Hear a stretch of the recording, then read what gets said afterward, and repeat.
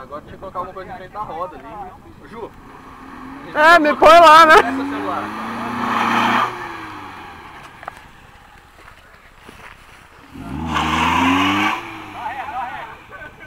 Ele tá afundando muito, coitado.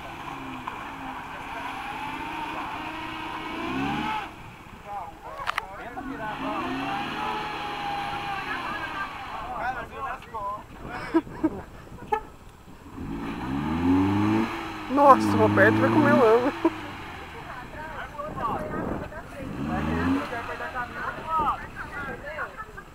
Tá mais legal filmando, né? Vai lá.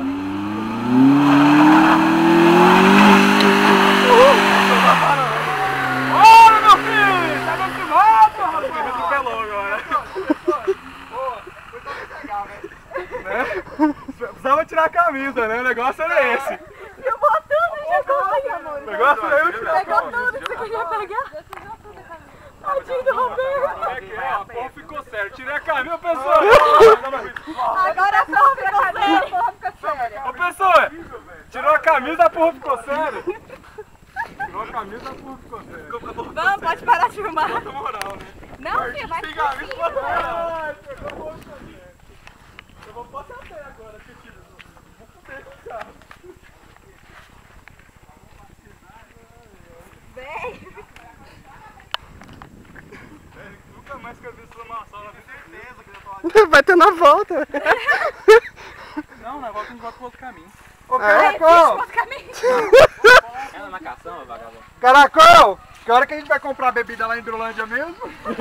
Tipo, nunca? Falaram que era Hidrolândia. Olha isso.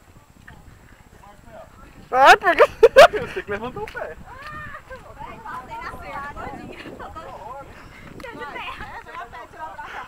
Tadinho do carro. Tadinho do Roberto, velho. Nós colou na lama. O carro lava depois. O Roberto não lava depois. Eu super lavo ele. Vocês estão indo, cara.